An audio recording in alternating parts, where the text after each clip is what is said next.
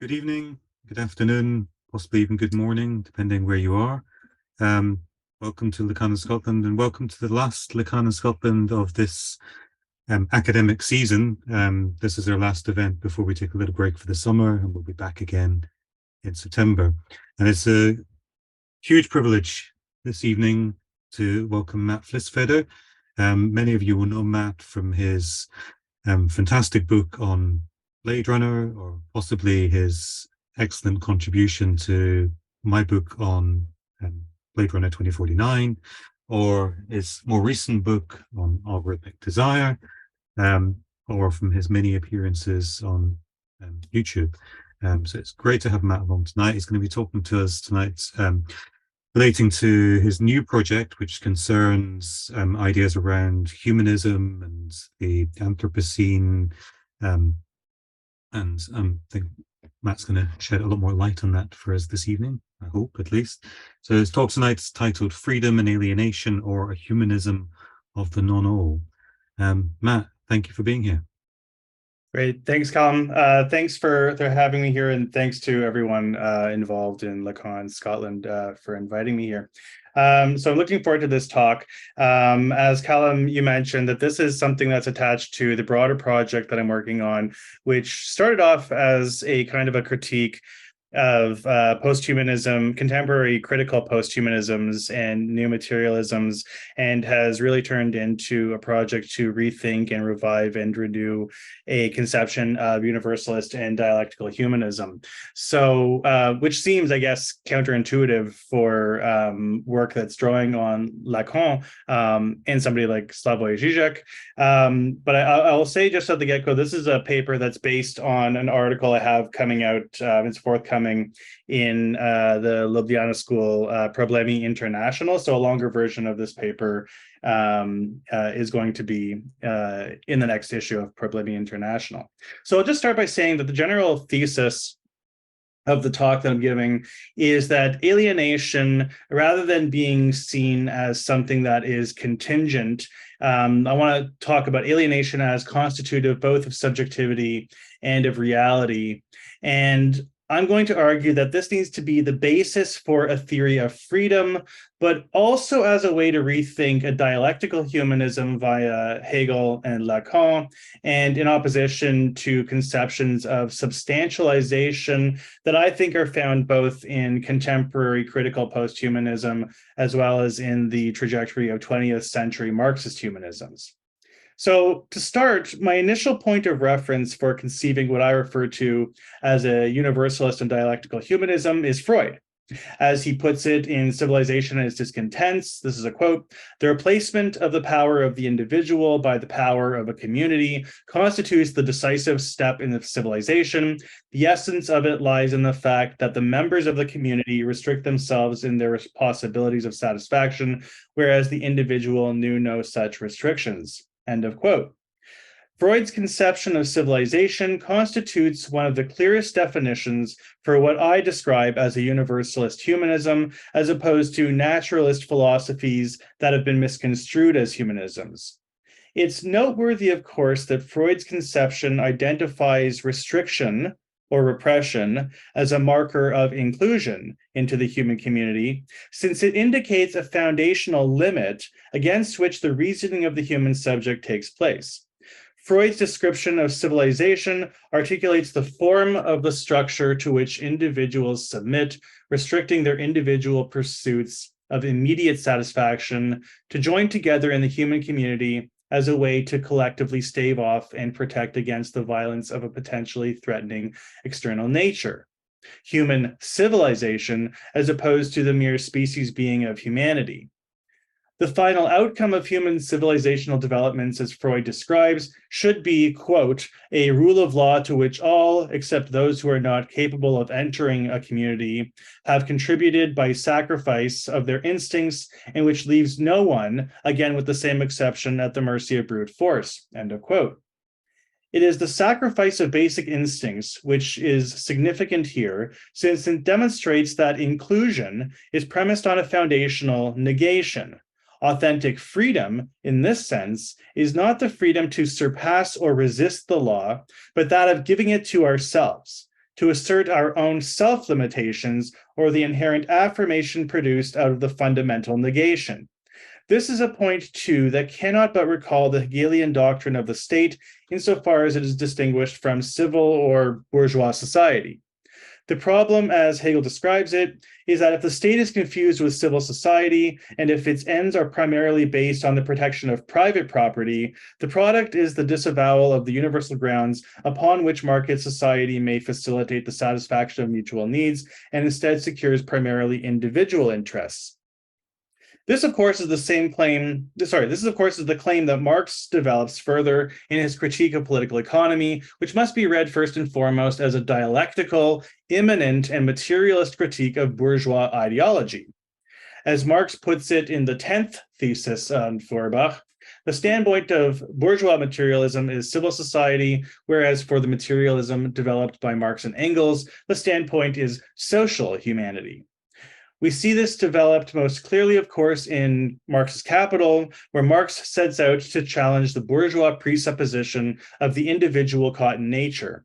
Marx responds to the Robinsonades, the reference to Robinson Crusoe and Adam Smith and David Ricardo, for instance, in their assumption of the human individual originating in nature, and instead posits the presupposition of the socially determined individual acting in bourgeois society. As Marx puts it at the beginning of the Grundrisse, quote, individuals producing in society, hence socially determined individual production, is of course the point of departure, end of quote. Marx's point, of course, is that political economy begins from the presupposition of the individual human subject in nature, whereas it would be preferable to begin with the presupposition of the individual as it is structured by social humanity. The materialism of Marx's Capital should be grasped as one of immanent critique of the bourgeois ideology. Marx's methodology and his accomplishment is to show how, if we take the bourgeois ideology at its word, particularly its apparently humanist claims centering on equality and freedom in the market and in civil society, and apply it to a materialist unfolding of the movements of capitalist development, then we encounter instead the undermining of bourgeois assumptions evinced most clearly in the existence of the proletariat. The apparent humanist investment in equality and freedom in bourgeois society is undermined by its very own system of reification. As such, bourgeois humanism betrays and negates the very universality it nevertheless relies upon. So, to summarize my point here, I want to argue that it is the mature Marx who, through an immanent critique of bourgeois ideology and capital, rather than the young Marx of the 1844 manuscripts, demonstrates that bourgeois humanism is not, in fact, the universal humanism it claims to be. Bourgeois universality is nothing of the sort, since it appears as merely the accumulation of particular individual differences and emerges as anti-dialectical and irrational or conservative. The reasoning initially developed in bourgeois society turns back on itself, and rather than building towards the further emancipation of human subjectivity, halts reason only by placing a restriction on its capacity to apprehend contradiction in its totality. To make further sense of a universal and dialectical humanism, I think that we should begin, as the Marx of the Theses on Feuerbach does, and as Freud and Hegel do, with a humanism based principally on the conception of a social humanity. Okay, so I want to move. I think that one of the mistakes, and I'll try to elaborate on this, that you see in some of the Marxist humanist work, as well as a lot of the contemporary critical post-humanist work, as I mentioned already, but I'll repeat, is to see alienation as something that is contingent rather than as constitutive. So I'm going to try to develop this point. So my point in the proceeding has been to argue that we find a more coherent dialectical humanism in the later Marx than what we find in the early Marx, which formed so much of the basis of the Western Marxist humanisms. Marx's early theory of alienation is taken up most commonly through a reading of his section on estranged or alienated labor in the 1844 manuscripts, where he describes humanity's alienation from its foundational nature or from its species being. Marx's early development of the category of alienation, as well as the naturalism of his Feuerbach-inspired conception of species being, emerges out of his critique of Hegel's apparent idealism in Phenomenology of Spirit.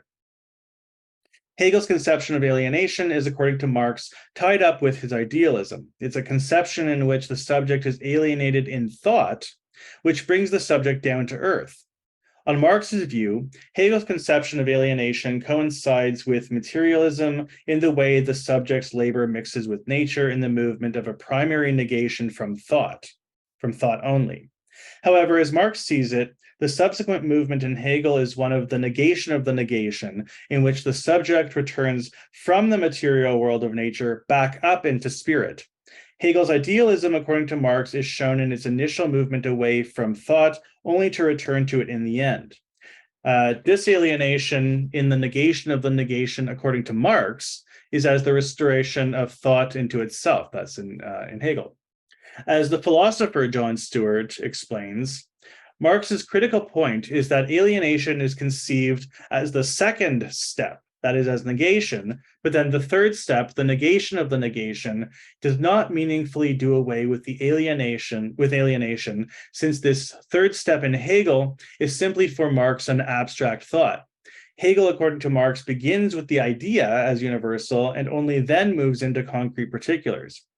Marx's materialism, in contrast, begins with the empirically perceived particulars as what is truly, and thus for him, this second step should be the real focus. Instead, for Hegel, again, according to Marx, the third step of the negation appears to reconcile the second step with the third of a movement back into universality of the idea. This common misconception of the Hegelian dialectical process, which we find in Marx regarding the final reconciliation with the idea, is one that has plagued dialectical scholarship for over a century. And it's on these points, too, that we see the continued rejection of the category of the negation in Stalin, Mao, and even in Althusser. So, in other words, if you can just imagine the way that Marx, I think, imagines Hegel's conception of alienation and the negation of the negation is if you think of an inverted triangle. So you begin up from spirit, moving down to earth, and then back up to thought, whereas Marx wants to invert that, moving from the material up into thought and then back into the material. And that's how he conceives negation of the negation, and I think very much in a too far linear way. So I can talk about that later. Okay. So we see here, too, the sense in which Marx's early attention to humanism coincides with the naturalism that he gets in Feuerbach, and it is clear why even some post-humanist scholarship has sought to return to the naturalism of the early Marx. And I'm thinking here of people like Thomas Nail, and even in some ways not as Marxist, but a return to early Marx in Judith Butler. Okay, so taking humanity primarily as a natural being, an active natural being that is, Marx equates communism in his early writing with humanism in the sense of returning humanity back to its species origins, and in this way resembles the idealism of post-humanist monism. This is not to say that nature shouldn't be a factor for us, but it is not, as some have argued, and I have some people in mind I can talk about afterwards, not as some has argued that nature is an ontological priority. Nature, of course, is a biological or a biophysical necessity, but there is no basic natural state to which we can return.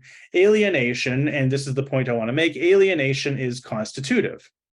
Posthumanism, then, especially in its monist and new materialist and vitalist varieties, may be grasped, as Zizek sometimes puts it, as the desire to move from subject back into substance. This, oddly, too, is a useful description of some of the earliest versions of Western Marxist humanism. The unity of the subject with the natural world, with the homogeneity of society, as well as with the unity of itself, is one way to grasp what was fundamental in Western Marxist incarnations of humanism, particularly in its conception of the problem of alienation, seen in this way as contingent. Insofar as both posthumanist new materialism and Marxist humanisms perceive alienation as contingent, both are based on a political ontology of disalienation and full transparency.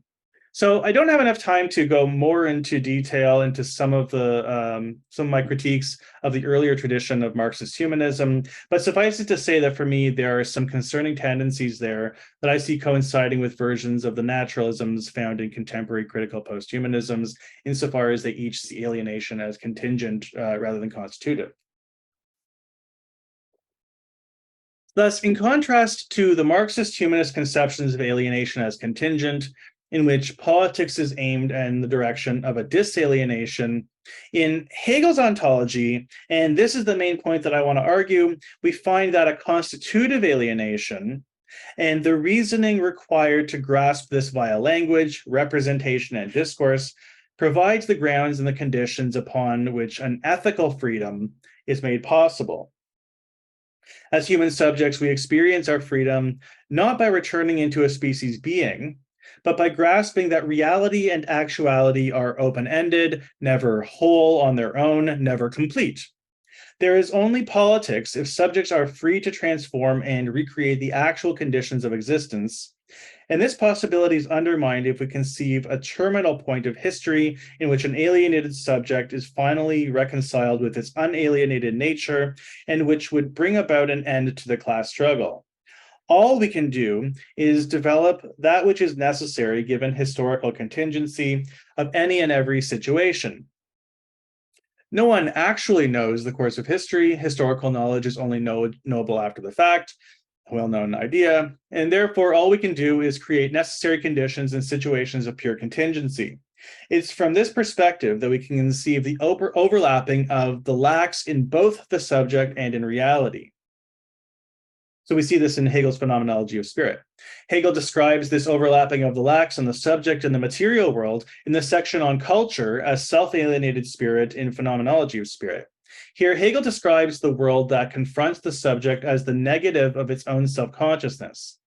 The world, however, also has an alien reality, according to Hegel, both present and given, and has a being of its own, but in which it does not recognize itself. In the absence of its own self-recognition, the subject is thus the negative of the material world. In its immediacy, the self appears without substance just as much as substance appears without subject. It seems that by alienating itself through externalization, by changing and transforming the real world through work, that substance attains its existence for the subject. However, the reverse is also true, since this is the sense in which Hegel writes in the preface to Phenomenology, everybody knows this, that everything turns on grasping and expressing the true not only as substance, but equally as subject. In contrast to Spinoza's substantive monism, for instance, by evincing the process by which Spinoza comes to think and reason the substantive world, Hegel shows that the presence of the subject is there in the very thinking involved in the coming to recognize that the actuality of the world as substance. Subject is here present where reasoning apprehends the negativity in being. Spirit for Hegel represents the self-conscious unity of self and essence, each relating to the other in the form of their mutual self-alienation. However, although it is the consciousness of the objective real world which exists freely and on its own account, consciousness is still confronted by spirit, that is, through its externalization in the real world and by that which supersedes the actual world in what lies beyond it, the future, for instance. Nothing or nothingness, which is the beyond of the actual, inheres in the negative of both the self-conscious spirit and the actual world. This is a quote from Hegel, the equilibrium of the whole, as Hegel puts it, is not a unity that remains unto itself a unity. The equilibrium of the whole, as Hegel puts it, is not a unity that remains unto itself, a unity, that is, which is self-substantializing, but which rests in the alienation of opposites. The whole, in other words, is a self-alienated actuality. There is thus, we might say, a whole with an H in the whole with a WH, which the subject apprehends in its materiality through the process of reasoning the presence of the negative in this way. Knowledge of the beyond of this negativity that lies beyond the actual, according to Hegel, at first rests on faith. Yet just as consciousness divided by that which it knows and that which it does not know, its unconscious, returns into itself as its constitutive self-alienation, so too does self-alienated spirit return into the self, initially in its immediacy as a single person, but subsequently through its externalization. It returns in its universality insofar as consciousness grasps or arrests itself via the reference to the concept or the notion. The insight that this produces, according to Hegel, completes the stage of culture and moves the subject from faith to enlightenment, which is the very material sense of grasping the constitutive alienation at the heart of both the self and the actual world, and provides the basis for absolute freedom. And in the Lacanian sense, it's the moment of subjective destitution. By recognizing that nothing inheres, nothing that is as an object, by recognizing that nothing inheres intrinsically in actuality, not only can faith, but also the actual world be overthrown, giving rise to the possibility of ethical action, which depends upon the freedom of the subject. In this way, the subject can suspend the realm of causality and enact its freedom in the positing of the concept. The concept in this way provides representational coordinates of self-alienated actuality insofar as it is translated into language and discourse. As Frederick Jameson puts it, although, and this is a quote from Jameson, although language cannot be trusted to convey any adequate or positive account of the notion or the concept or of truth and reality, language can much more pertinently be used as an index of error and contradiction. That's the end of the quote. Language and representation, in other words, mediates that which cannot be said or spoken, which conveys by grasping lack, negativity, alienation, and contradiction. This is how, for instance, we come to grasp the real in the Lacanian sense as the limits of the symbolic. It is only by way of the mediations of language and representation that we are able to apprehend or know contradiction and difference at the limit points of representation itself. Without representation, without language, discourse, and rhetoric, our hands are tied in our attempts to locate that which remains negative at the heart of every affirming and positing of an idea. In Hegel, then, we see that language becomes the medium of universality, but it's only through our alienation in language that we are made capable, through reasoning its logic to the end, of grasping its significance. In speech, as Hegel puts it, and this is a quote, self-consciousness, qua independent, separate individuality, comes as such into existence so that it exists for others. That's the end of the quote. Again, as Jameson explains, here we see the paradox of the fact that, quote, my individuality expressed through first-person language does not really come into existence until it is expressed for others, end of quote. In Lacanian terms, we see here how the subject attains its identity via the signifier, which represents the subject for all of the others. At the same time, the signifier is that for which all of the others determine the subject. The subject, in other words, is self-present on the one hand in its representation in the form of the signifier, while on the other hand finds itself emptied out as the missing place, the gap or the lack in the battery of all the other signifiers or the symbolic order as such. Language and representation, thus, according to Jameson, become for Hegel diagnostically necessary. The concept becomes the representational device against which the negativity that adheres in both the actual world and the subject itself can come to be known. The absolute ethical freedom that we found previously in the understanding that nothing inheres in the actual world, and that the actual world is too self-alienated, fished by gaps, and thus incomplete. This is given form in the way that the subject finds itself capable of positing the concept or the new signifier. In other words, to center its constitutively decentered and self-alienated presence. Does this, however, mean that the subject can automatically become self-actualizing, thereby completely negating the symbolic order, the realm of language and representation, in which its self is given substance through its definition by others in language? Let's turn to Lacan to find out. Alienation for Lacan, like Hegel, is also consubstantial with subjectivization. The subject is not alienated from the symbolic order, it is rather alienated into the symbolic order. The subject is alienated in the sense that in the formation of subjectivity, the moment of positive subjectivization coincides with a certain loss, which depends on the subject's relation to the signifier. As Lacan puts it, the signifier is that which represents the subject for another signifier. The subject, according to Lacan, is therefore, this is the quote, born insofar as the signifier emerges in the field of the other. That's in Seminar 11. The choice of signifier into which we invest our identity and our sense of self represents the way that the subject perceives itself from the perspective of the gaze of the symbolic order or the big other, and in this way helps to produce the subject as an ego ideal. A loss central to subjectivity coincides with its emergence in the field of the other and is the flip side of its alienation. In order to exist socially and in the field of the other, the subject is required to give up something, which is why Lacan refers to the subject's entry into the field of the other as symbolic castration. As Mladen Dolar puts it, this is a quote, alienation was for Lacan always essentially connected with the idea of a forced choice. The subject is a subject to a choice. This is what makes it a subject in the first place, end of quote. Dolar is quick to note, however, that this choice is, quote, the opposite of a free and autonomous choice and is one is accustomed to associate with the subject, end of quote, as we see, for instance, in Sartre's existential ethics of responsibility. This is due to the fact that the emergence of subjectivity is formed initially in the field of the other. The alienation of the subject involves a kind of emptying out, which is the other side of its positivization in the field of the other, in its subjectivization.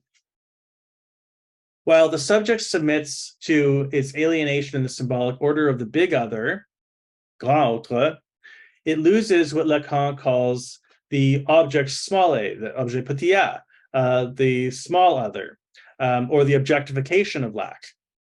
It's, however, necessary to grasp the fact that the small other only ever emerges as existing through the loss itself. Its positive existence is that of being lost. Prior to its loss, the small other never existed, and therefore no actual object can ever satisfy the loss central to subjectivity. The subject is always structured around this lacking. The production of the subject of the signifier coincides with the emergence of the small other in the same way that every act of choice overlaps with an operation of an affirmation and a negation. Every affirmative choice we make is at the same time the negation of all the other possible choices. The truth is that we can never be or have everything all at once, and thus in every act of decision, in every act of choice, we lose something at the same time that we gain something else. Lacan develops this point, and here I'm drawing substantially on Zizek. Lacan develops this point by splitting the Cartesian cogito ergo sum into two separate moments of the I think and the I am. That is the split between thought and being. For Lacan, the choice of thinking or being is one in which the affirmation of one and the negation of the other doesn't necessarily mean that the negative choice is completely lost. Its presence persists in phantasmatic form in the same way that for Hegel, being and nothingness consist in assuming each other. As Zizek notes in Seminar 11, Lacan proposes that by alienating itself into the field of the other, the subject is forced to choose thought over being.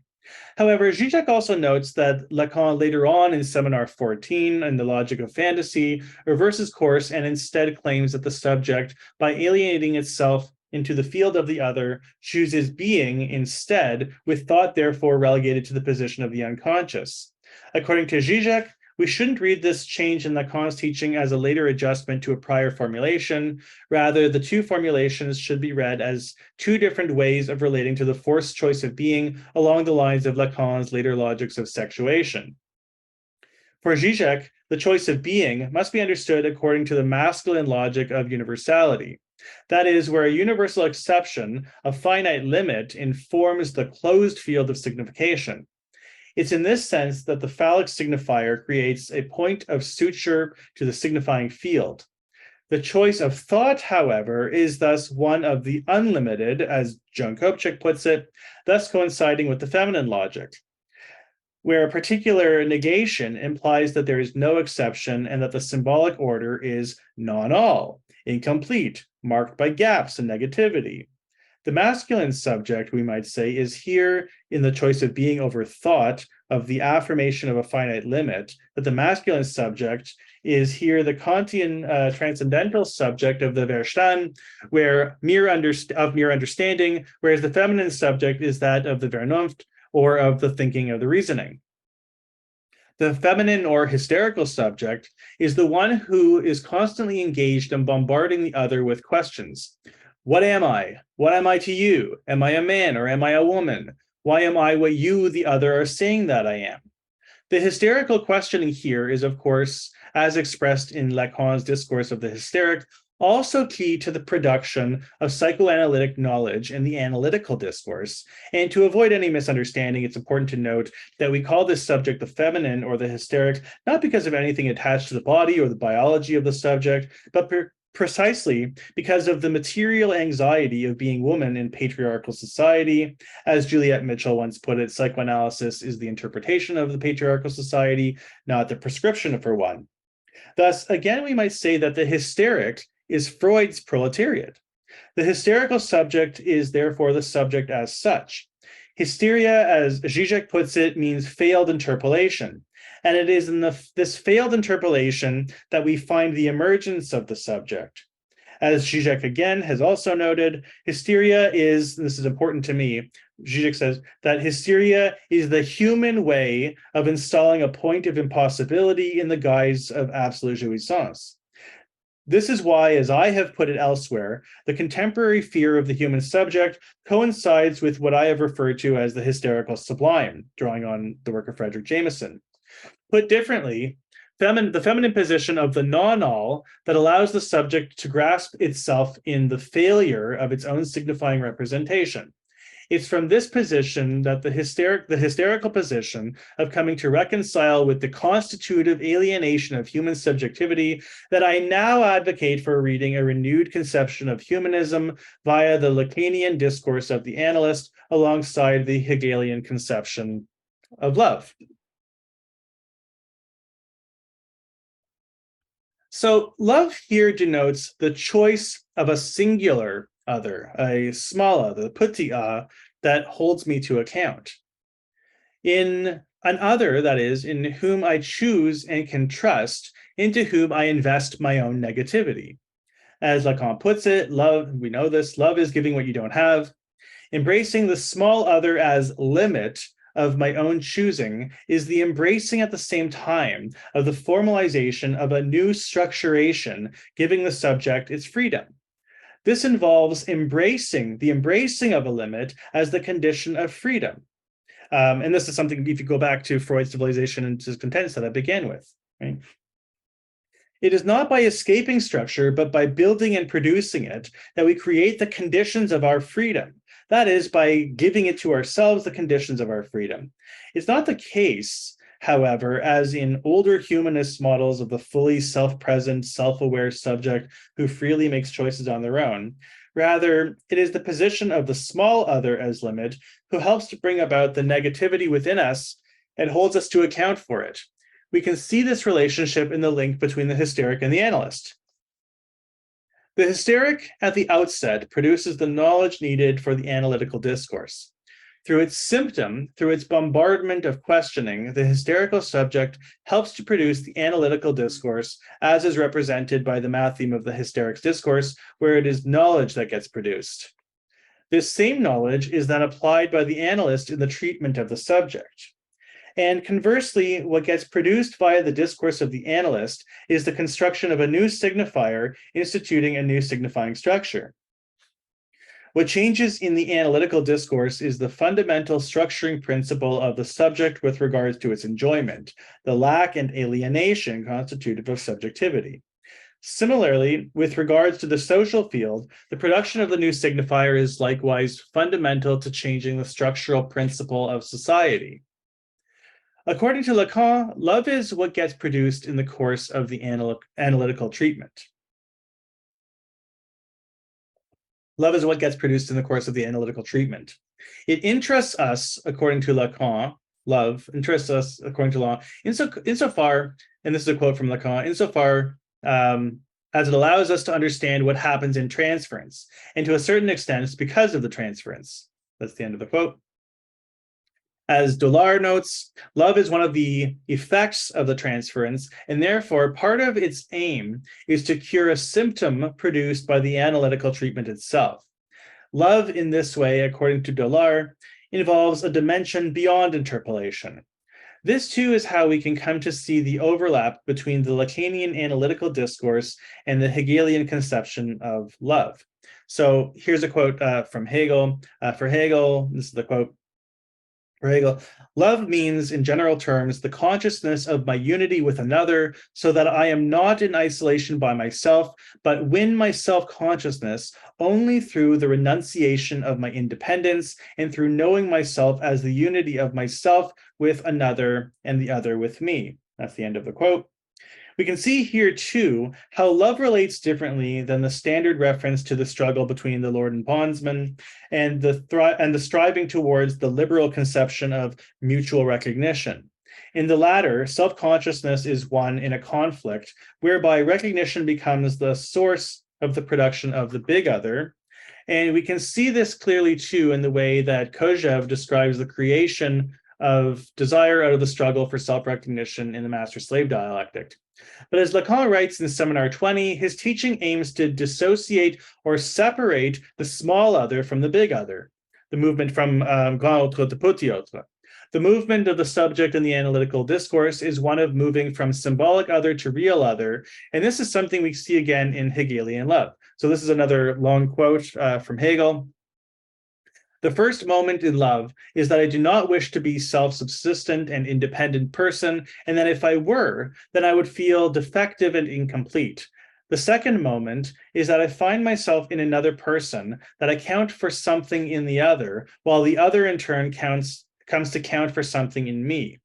Love, therefore, is the most tremendous contradiction. The understanding cannot resolve it, since there is nothing more stubborn than this point of self-consciousness, which is negated and which nevertheless I ought to possess as affirmative. Love is at once the producing and the resolving of this contradiction. As the resolving of it, love is a unity of an ethical type. And again, to repeat, love is at once the producing and the resolving of this contradiction, in the same way that, as Dollar points out in Lacan, that the transference is both producing of the symptom and the curing of the symptom. So love, as we see in Hegel, allows for the recognition, the grasping of the subject's own alienation, its own lack or gap or negativity, through its reflection in the other. The self-consciousness attained in love is not one of completion and wholeness or of becoming fully self-aware. Rather, it is one of reconciling with the fact the subject's own constitutive alienation, the negative at the heart of subjectivity. In love, the subject renounces its own independence, its own affirmative self-presence, and accepts its constitutive alienation. But in doing so, the subject attains the knowledge of the freedom that allows it to produce the structure of its own further freedom. There is also in love something of an irrational kernel, the level of feeling or affect produced in the form of the transference, allowing the subject to later join with the rational, objective, and universal form of the state, and this is in Hegel, a rationalism that can be known to us.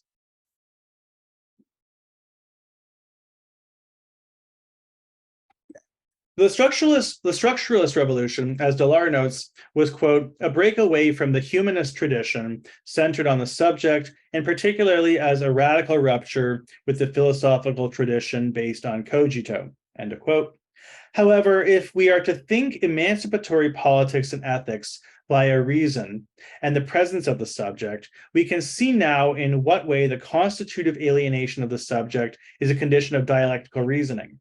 The kind of reasoning produced in the transference, in love, involves the reconciling of the subject with its own constitutive alienation. This, to conclude, is how the subject comes to center itself in the moment of an ethical act that produces the new as a signifying structure, the fundamental principle of the society, founded upon a necessary transformation that is nonetheless historically contingent. It is how the subject passes not towards disalienation or decentering, but towards separation, the movement from the big other to the small other. The new signifier produced in the analytical discourse as the new center, an absent center correlative with the subject as the gap in the structure, and the new structuring principle, is, as Zupancic puts it, quote, the event proper, and it triggers a new subjectivization, end of quote. This is how, for Lacan, as Dillard puts it, there is no process and no structure without a subject.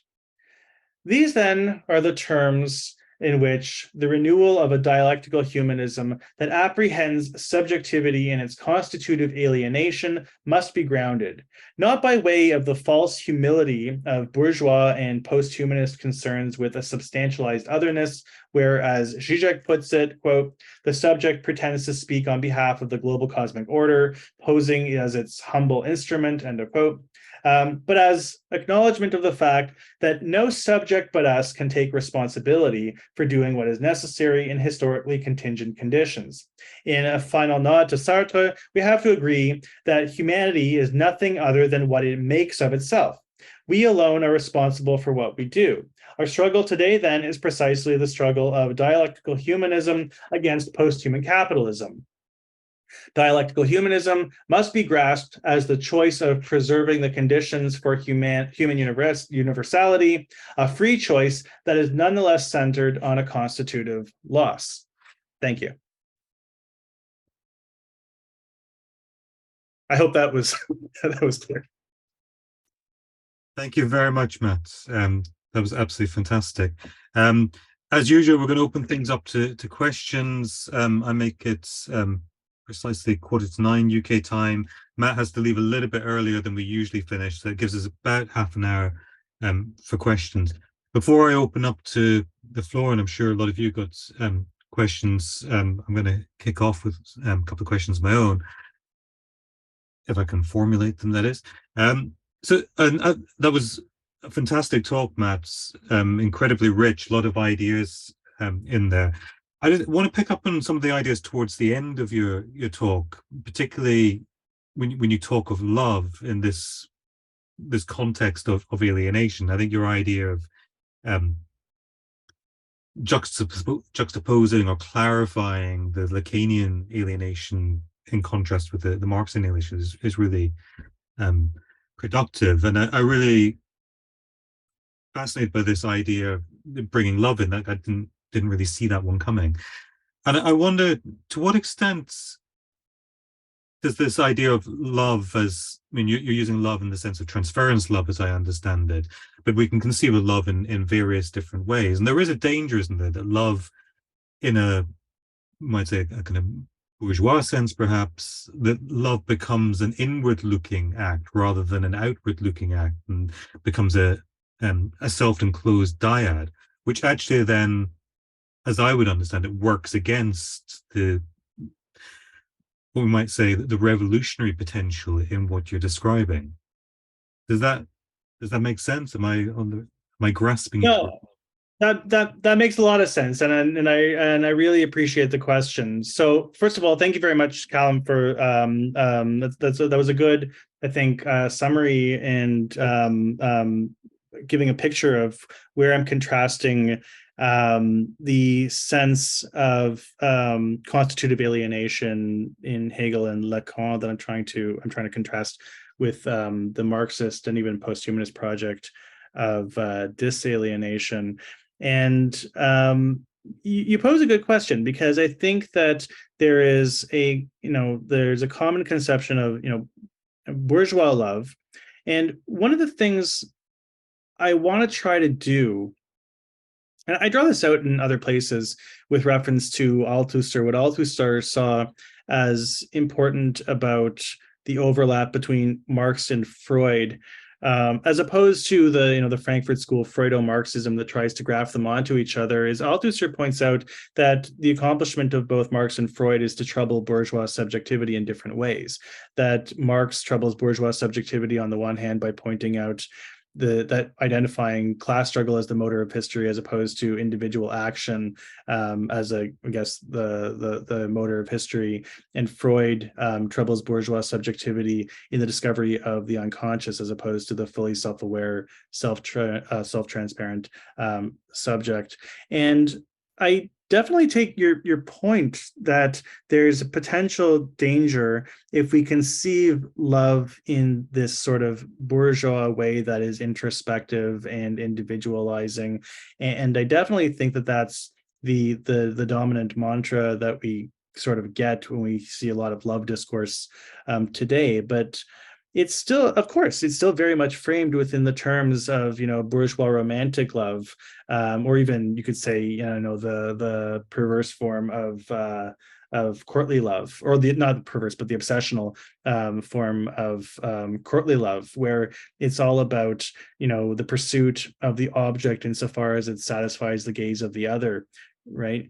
So this is why I think that for me, and more, I think that Hegel's philosophy of right is, in fact, a very revolutionary text because of the way that he describes the reason that's involved in the way to conceive love as choosing the other, not as something that's going to satisfy my desire or something that's going to satisfy the desire of the big other, but the choice of the other in the love relationship here. And then, of course, there's an irrational kernel to it, at the affective level, but the choice of the other as limit in the way that it helps to produce the structure that grants me my own freedom. So not pursuing, and I think that this is one of the traps that we get, the dangers that you might be talking about here, is if we think of love purely at the phantasmatic level of, somebody might think, okay, I have my partner is the limit, and if I didn't have my partner, then I could enjoy all these wonderful affairs and have sex everywhere I want. And of course, Zizek talks about this all the time. If you go out and you have the affair, it turns into a nightmare, because the whole framework here is that my enjoyment actually only exists in the fantasy, right? That there's no beyond in the fantasy. The enjoyment is always in the fantasy. So in the form of love that I'm getting from Hegel here, the choice of the other here as limit, I can still enjoy the inherent transgression that I find in my fantasy, the fantasizing about whatever, maybe I'm saying too much here, of course, right? But the fantasizing of whatever I enjoy in the fantasy, but I still affirm every day the limit that I've imposed upon myself in the love relationship in this way. And I might even say, and I'm hesitant to put it in these terms, but you might even want to say that there's, this is where we can find the difference between a bourgeois liberal individualist conception of love versus, say, I don't like to use the term, but we might, say, a communist love, or an emancipatory love, if you wanted to put it this way, right? I think that there's a tendency to see love as what's going, and this is what you point out, as only what's going to satisfy the individual at a fully transparent, self-aware way, rather than thinking of love as I give up my individuality. I give up my individuality and I invest in the other, so that the other invests in me. And I think that this is a very wonderful way of thinking about strategies for building a collective universality. I hope that makes sense. No, it makes absolute sense. It reminds me of, I'm not sure where it is, somewhere Badiou talks about this idea of, I think, I'm not sure if he uses the term bourgeois love, but what we're calling bourgeois love is two people facing each other. And his conception of love is two people with their backs to each other, together, facing out to the world. It seems to be that kind of idea that you're pointing to, yeah? No, that makes sense. I have to reread some of Lacan's writing on love. It's one of the main discourses, right? Badiou, Badiou on love. But actually, as you're speaking, it was just reminding me of what is that? Is it Baudelaire, Les Yeux des Pauvres? The Eyes of the Poor, the poem where it's the lovers, and they're in the boulevard, and they when Haussmann took down the boulevards, and you see the couple at the cafe, and they see the poor beggars, and the man, he has so much sympathy for the poor, but then he looks into the eyes of the lover and sees the disgust in the eyes of the lover and becomes repulsed by it. And I think it's a useful expression there of maybe one of the dangers of bourgeois love that you're talking about. I think about it too in the way that Marshall Berman described it, or even Benjamin probably in his writing on Paris. But that's sort of the immediate image I have of the dangers that you're talking about in terms of withdrawal of, or what I'm going to, I'll put it that way. Yeah, no, that's a really rich image. Thank you. I'm going to, rather than hog things, I'm going to open things up to the audience. So as usual, if you have a question for Matt, please, if you can use your Zoom hands, and we can then unmute you and allow people to ask questions. Okay. So while people are formulating their questions or plucking up their courage to raise their hands, I'm going to carry on hogging you as I have that privilege. There is, Matt, in what you're describing, an openness to, well, I mean, I guess the way I understand it, what you're describing is the kind of revolutionary potential. Yeah, I mean, I hope that's not overstating it, but that's the way I've understood it. This idea that we can, through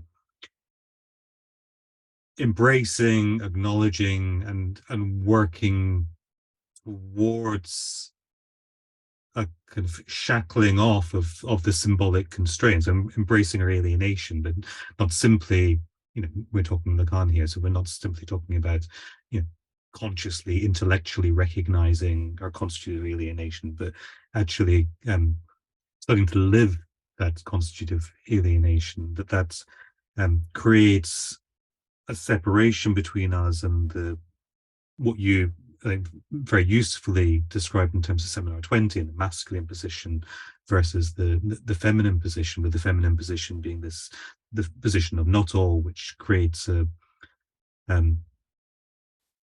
openness, but also an opposition. And I don't mean opposition here in the sense of oppositional, but a difference from the symbolic structures that constrain us, and that in itself is what opens up the revolutionary potential.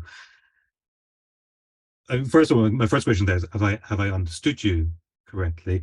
The second question, I guess, what I want, as you were talking, I kept thinking about the real life implications of what you're saying. How do we see this working in terms of actually driving forward some kind of collective change to our societies? How do we see this as, supporting social change rather than simply being an intellectual conceit? That's a great question. To answer your first question, yes, I believe you understood me correctly. But I do think it's a great question, because I don't want this to just be an intellectual exercise. What I'm trying to develop here is a logic for thinking in terms of humanism as an emancipatory concept. And, humanism has fallen out of favor with a lot of the left, socialist left, whatever you want to call it, follow, after Althusser. And I think, and I don't want to be mistaken here, because I disagree with the way that Althusser in particular is railing against a theoretical humanism in Marx's analysis of capitalism and his critique of political economy. I think that there is definitely necessary to conceive a humanism in the critique of both bourgeois ideology and capitalism, insofar as we are centering human needs.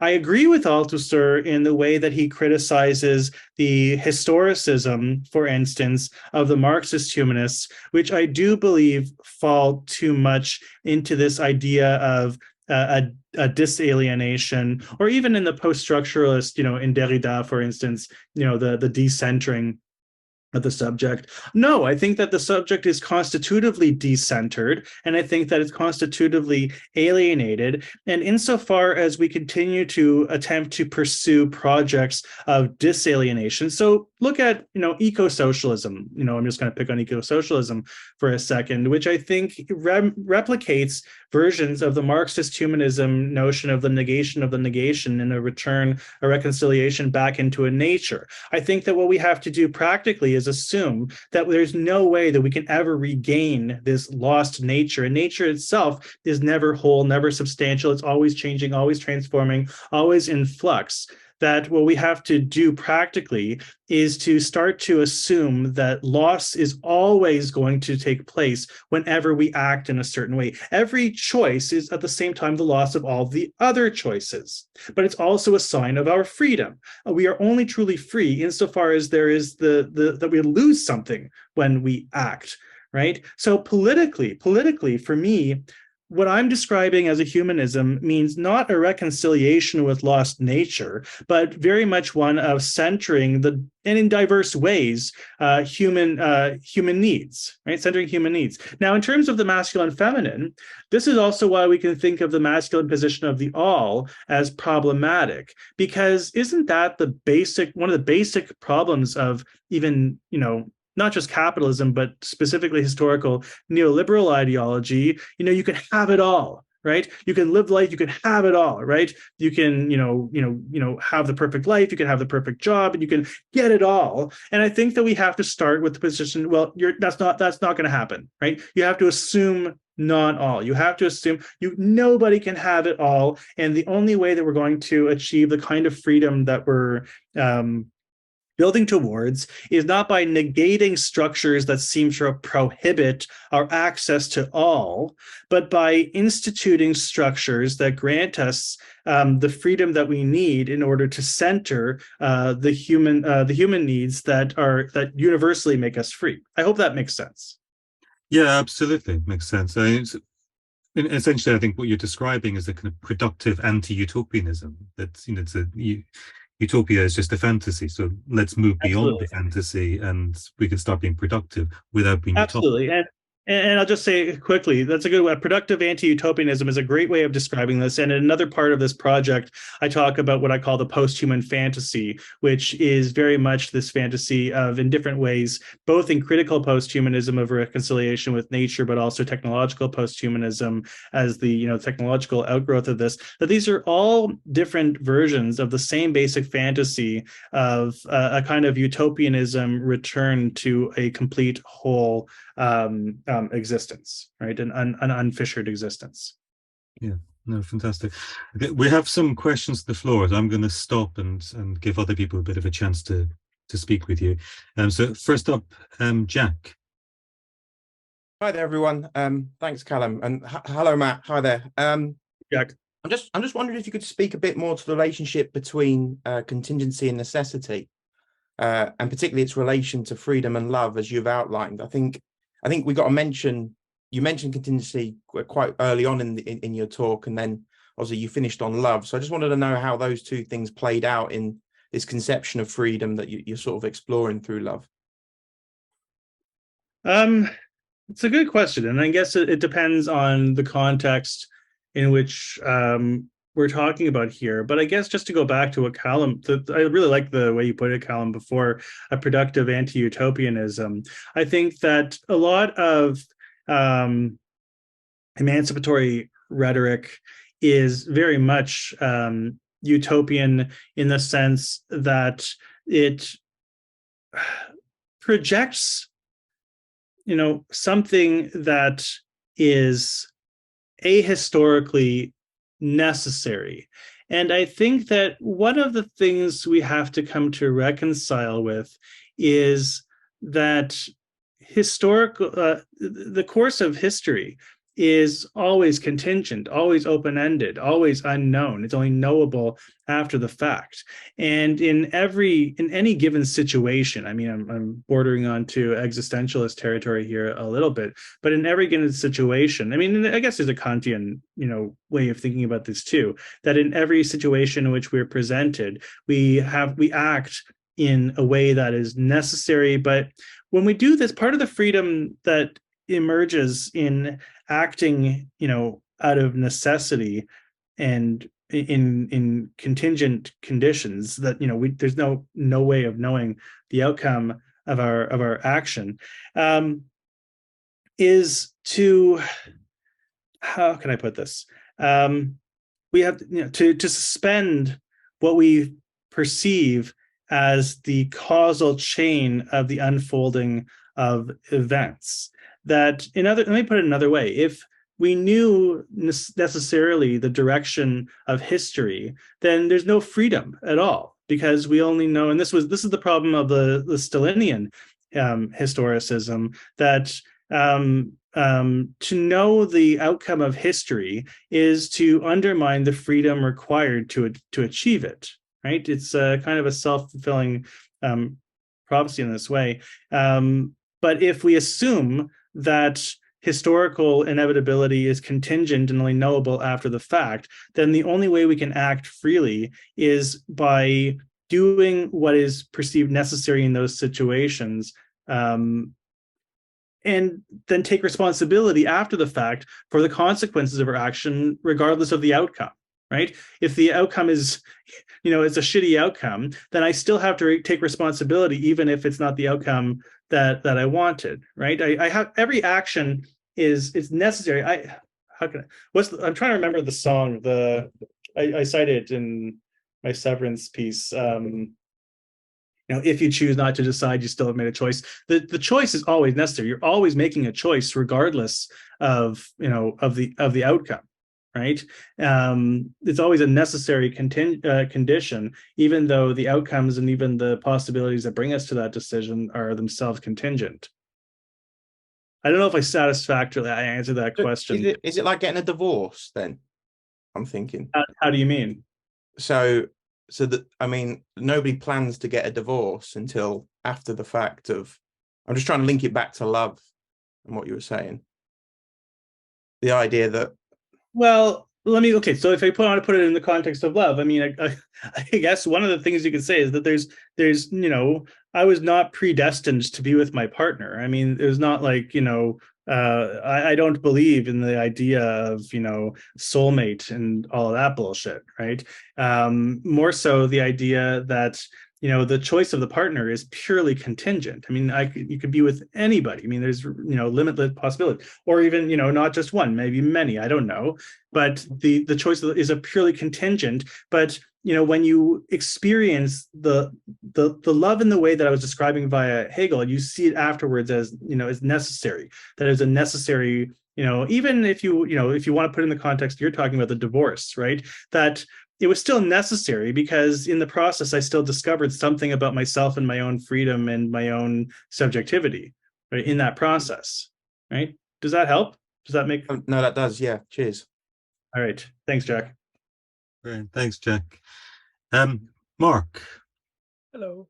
Following up on that issue of contingency and your excellent talk, I was thinking about the problem of moving, as I try to also, from what Lacan describes in the therapeutic relationship between individuals as a model for possibilities in communities. And I think you're doing a very good job of that, but I'm wondering about the danger of fantasy, as you mentioned, and the problem of motivations. So it's difficult enough to work on love, a loving relationship with a partner as individuals, but to go beyond that to the community level, the motivational problem and framework of belief or ideology and group conflict comes into play. So I was thinking, as you were talking about Hegel and Marx and Lacan, about Christianity and Buddhism and other frameworks for motivating people to deal with alienation in positive ways, and whether or how your theory about this might relate to those earlier traditions. In particular, the Buddhist approach to alienation as attachment, ego attachment causing suffering. So to realize a self-negation then opens one up to compassion towards all people, living things, as sentient beings especially. through interdependency. So that's a motivation then towards a more communal love.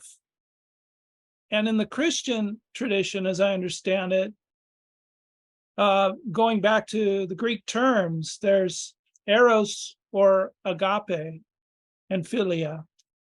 But the erotics that Freud and Lacan are focusing on in fundamental fantasies, ways to deal with alienation and help patients, then that gains another dimension with the notion of agape, of love of mankind or divine love.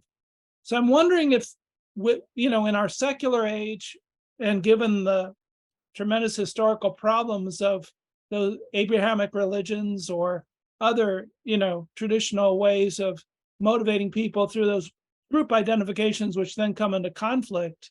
And even now in our secular politics, conflicts between different ideologies and identifications, how you see a way to theorize at least motivating people beyond those fantasies and group conflicts with refined notions of love and accepting alienation. Thanks, Mark. That's a really, really good question. And you presented it so well. I mean, there's a lot that we could talk about there. And I wish I had more time to say more about all of the different aspects of the question that you're posing there. And to be honest, this is something that I think about quite often, especially, in the trajectory of my own thinking over, many, many years, because one of the things that I become not cynical, but dismayed. I guess, it's inevitable for somebody that cares about universal humanity and socialism and communism, whatever you want to call those projects of big universality. How do you motivate people to share in projects of collective emancipation? Now, I don't know if my answer will satisfy you, because I think that I do think that there is an element of phantasmatic utopianism in many of these projects. But I guess the way that I would want to think it both dialectically and materially is the difference between the ought and the must. The way that, and this is something I think you find in, all three of psychoanalysis, Hegelian dialectics, historical materialism, that the motivation here is one of material necessity. And I do think that you see it as a material necessity in Hegelian dialectics. I think you do see it as a material necessity in psychoanalysis, because the origin of the problem that all three are trying to get at is, how do we respond to or relate to an immanent contradiction in the experiences that we have, that each is motivated, that in Hegel and dialectic, how do we grapple with the fact that we continue not only to experience contradiction, but we're continuously being pulled towards contradictions of various types? In historical materialism, how do we grapple with the fact that the bourgeois society is telling us that we are free and equal, but clearly we are not, and we see this in the evincing of exploitation and the production of the proletariat? And how can you say that you have a free and equal society when clearly there is unfreedom, exploitation, inequality, oppression? And in psychoanalysis too, how do you grapple with the fact that we are supposed to be fully self-aware and self-present to our conscious self, but we're clearly motivated by causes that we cannot grapple with, right? So I think all three develop as rational systems of trying to understand and grapple with contradictions that we're experiencing and that we're pulled to, and that all three at the same time develop an understanding of, at the end of the analysis, not what we ought to do, but what we must do, right? That, it's harder when it comes to collective projects, but if you begin from the condition of the subject in analytical treatment, if you want to put it in that context, that you come at the end of analysis to the realization that there's no, ultimate real solution, that I have to come to build what I must do, and I have to reorient myself towards the conditions that I'm facing, because that's the way that I can take hold of the symptom in a certain way, or identify with the symptom in a certain way. I think that it becomes much harder when it comes to collective problems, but I still think that it becomes still a question of what must do, right? What we must do, what is necessary in these contingent conditions, what we must do as a way to maintain, for instance, my material existence, right? That my material subsistence is conditioned on maintaining the availability or the freedom of all others to materially substantively exist in the world, right? And I guess to put it this way, this is one of the reasons why I think that humanism, for me at least, is a valuable concept, because I think that it's a concept that expresses the universal needs of all people and their material differences, to build for a society that, regardless of ideology, that we all still have material necessity to maintain the conditions of our material subsistence, right? So I don't know, it's a much longer conversation, and if we get into the various different historical and contemporary systems of communal or maybe even religious belief, right? But I think that it's important to think about this in terms of the ethics of the situation, in the terms of, as Hegel, Sittlichkeit as opposed to Moralitas, right? So ethics as opposed to morality, in terms of the must versus the ought. I hope that makes sense. Right? And for me, the way to do this, and this is what I'm trying to develop, is to as a way to think not just what we ought to do, via humanism, but how the concept of humanism itself is the way to develop an understanding of what is missing, what is lacking, what is negative, where are the gaps in what is. And this is why I think that it's not fully, it's not correct to think that we can distinguish between, the idealism, of Hegel and the materialism of Marx. That if we're thinking dialectically, you have to think the relation between the concept and the immanent critique of what's actual. I hope that makes sense. That is a perfect place to stop, or a necessary place to stop.